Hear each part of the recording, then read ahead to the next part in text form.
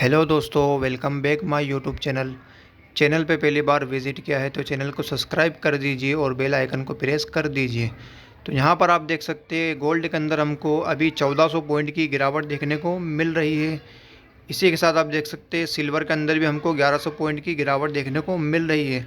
तो आप सभी के दिमाग में एक डाउट आ रहा होगा कि ऐसी वॉर जैसी सिचुएशन के अंदर हमको गोल्ड और सिल्वर के भाव कम क्यों देखने को मिल रहे हैं, मतलब कि गिरावट क्यों देखने को मिल रही है। क्योंकि आप सभी को पता है जब भी दुनिया में कहीं पर भी युद्ध होता है यानी कि वॉर होता है, लड़ाई होती है, तो गोल्ड के भाव हमको तेज़ देखने को मिलते हैं, मतलब गोल्ड के अंदर हमको तेज़ी देखने को मिलती है। मगर अभी जो यूएस और ईरान के बीच में जो हमको कॉन्फ्लिक्ट चलता हुआ देखने को मिल रहा है, जिसके चलते हमको गोल्ड के अंदर उल्टा ही मामला देखने को मिल रहा है। लड़ाई तो हो रही है मगर गोल्ड के भाव हमको बढ़ते हुए नहीं देखने को मिल रहे हैं। तो इसके पीछे का मैं आपको एक रीज़न बताऊंगा दोस्तों, और लॉजिक के साथ मैं बताऊंगा कि क्यों गोल्ड के भाव के अंदर हमको तेज़ी नहीं देखने को मिल रही है और क्यों गोल्ड के अंदर हमको लगातार गिरावट देखने को मिल रही है।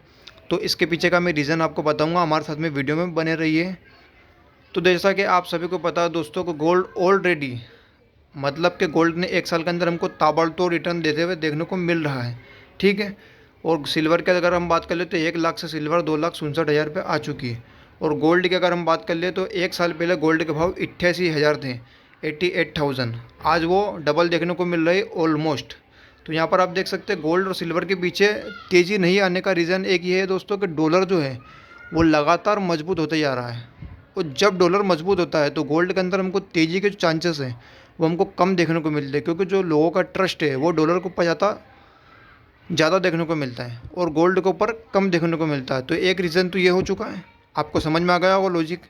जब भी गोल्ड के भाव बढ़ते हैं तो आप देखना दोस्तों कि डॉलर के भाव हमको कम देखने को मिलते हैं, और जब डॉलर के भाव बढ़ते हैं तो गोल्ड के भाव हमको कम देखने को मिलते हैं। ठीक है दोस्तों, आपको ये पॉइंट समझ में आ चुका होगा। अब बात कर लें हम गोल्ड डॉलर की, तो डॉलर के भाव क्यों बढ़ रहे हैं। तो यहाँ पर आप देख सकते हैं जो फॉरेन इन्वेस्टर हैं वो लगातार इंडियन मार्केट से अपना माल बेचते हुए नज़र आ रहे हैं। आज के दिन की अगर हम बात कर लें 9 मार्च की, इंडियन बाज़ारों में से फॉरेन इन्वेस्टर ने 6,345 करोड़ रुपए की नेट सेलिंग की है, और उन्हीं के सामने डीआईएस ने, म्यूचुअल फंड ने 9,013 करोड़ का माल खरीदा है। तो दोस्तों जो फॉरेन इन्वेस्टर है जब वो माल बेचते हैं तो डॉलर के भाव हमको बढ़ते हुए देखने को मिलते हैं, क्योंकि फॉरेन इन्वेस्टर का माल बेचना यानी इंडियन बाज़ारों से डॉलर का कम होना है। और जब वो माल खरीदते हैं तो डॉलर लेके आते हैं, और जब वो माल बेचते हैं तो डॉलर लेके जाते हैं। जब लेके जाएंगे तो कम होगा डॉलर, तो शॉर्टेज हो जाएगी, तो डॉलर के भाव बढ़ जाएंगे। और जब वो लेके आएंगे डॉलर ज़्यादा हो जाएगा तो उसकी शॉर्टेज नहीं होगी, फ्लो बढ़ेगा, तो डॉलर के भाव हमको कम देखने को मिलेंगे। ये आप थंब रूल आपको समझ में आ चुका होगा। अब बात कर ले, हमको एक रिपोर्ट के द्वारा खबर आते हुए देखने को मिल रही है कि जो कंटिन्यू जो हमारा जो रुपीज़ है वो डॉलर के सामने फॉल देखने को मिल रहा है। मतलब कि लगातार हमारा जो रुपीज़ है, इंडियन रुपीज़, वो डॉलर के सामने हमको लगातार वीक देखने को मिल रहा है। और बहुत सारे एक्सपर्ट ने ये रिपोर्ट की है कि 2026 के अंत तक डॉलर का भाव इंडियन रुपीज़ के सामने 100 रुपये, यानी कि $1 हमको ख़रीदने के लिए 100 रुपये चाहिए होंगे, डॉलर के भाव 100 रुपये हो जाएंगे। जैसे कि आज 92 रुपीज़ से डॉलर का भाव बढ़ के 100 रुपीज़ हो जाएगा, मतलब कि हमको $1 खरीदने के लिए 100 रुपीज़ देना पड़ेंगे इंडियन रुपीज़।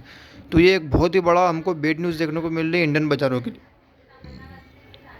ठीक है दोस्तों, अब बात कर लें हम दोस्तों गिफ्ट निफ्टी की। तो गिफ्ट निफ्टी के अंदर हमको अभी 44 पॉइंट की तेज़ी देखने को मिल रही है।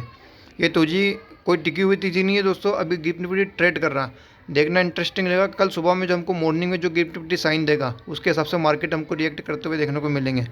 अब देखना इंटरेस्टिंग रहेगा कि जो ग्लोबल बाज़ार है, मतलब कि अमेरिकन बाज़ार, यूरोप के बाज़ार, जो अमेरिकन बाज़ार है वो कैसे क्लोजिंग देते हैं। जैसे वो क्लोजिंग देंगे वैसे हमारा निफ्टी ओपनिंग देता है। ठीक है दोस्तों।